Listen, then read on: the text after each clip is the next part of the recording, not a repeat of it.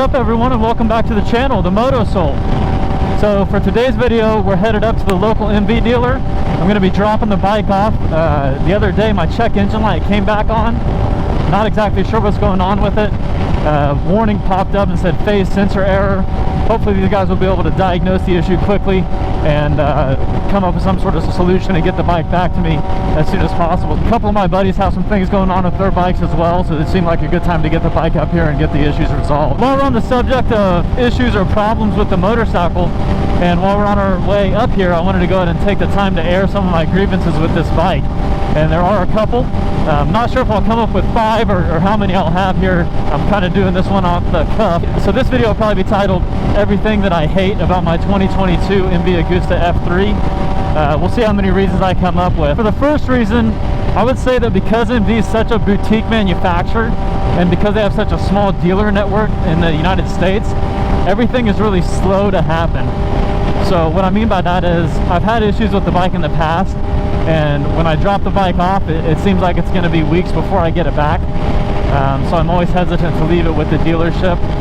And a lot of that comes down to the fact that with MV being a smaller company, the communication between the dealer and the manufacturer occurs very slowly. You know, the dealer will diagnose the issue. I'm sure they have to contact MV with whatever codes and stuff like that they pull up with their devices and say, hey, this is what's going on with the bike, what's the recommended solution, unless it's something that, you know, is obvious or easy to fix just right at the dealership level.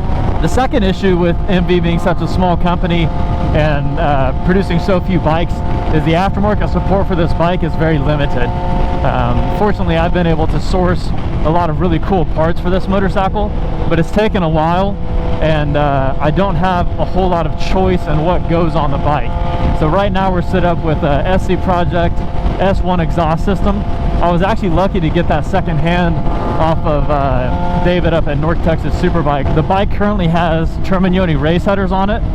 Again, something that took a little while to find, and happy to have them though. It sounds absolutely incredible. But if you have something like a Yamaha R6 or a CBR 1000 or a Suzuki, any of the Japanese bikes, and then even some of the other Italian brands, whether it be Ducati or Aprilia, those bikes are going to have a lot more aftermarket support than MV will.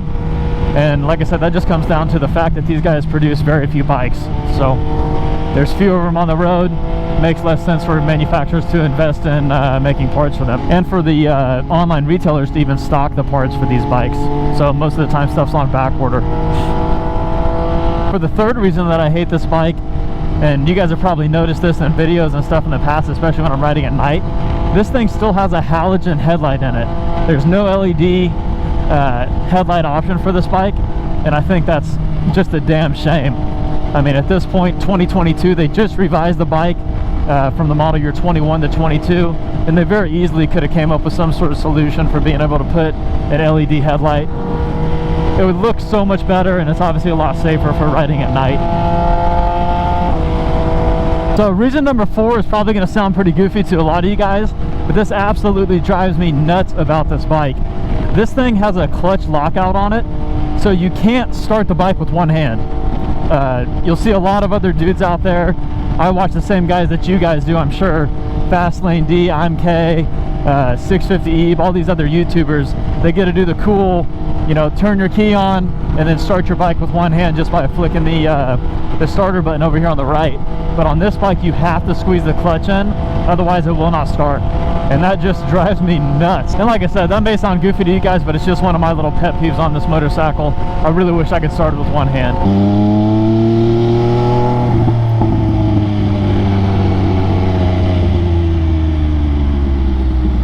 We're gonna pop into this quick trip real quick and top the gas off, and your boy's gotta piss like a motherfucker.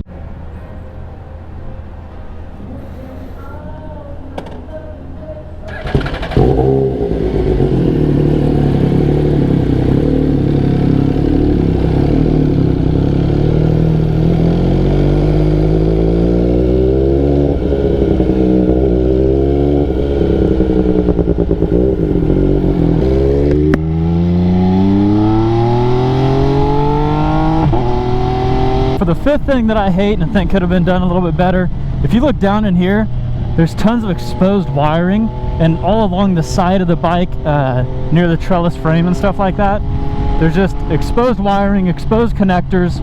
I think they could have done a little bit more of a premium finish out on those items. I mean, this is pretty much the most expensive non-liter bike that you can buy. This bike new is pretty damn close to a $20,000 bike. So for the type of money that they asked for these, I think they could just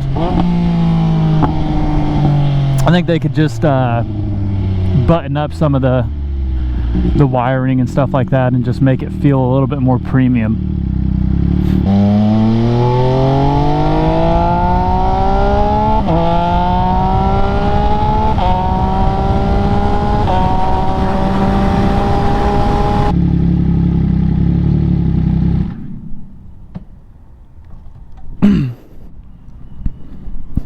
Alright, well, we made it up here to Monkey Moto.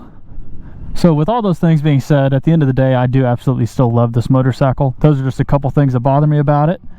Of course, there's a whole multitude of other reasons to love this bike and things that I love about it. And I absolutely do not regret my choice of buying this motorcycle. I hope you guys enjoyed this one. Subscribe to the channel below, hit the like button, and we'll catch you guys on the next one. Peace.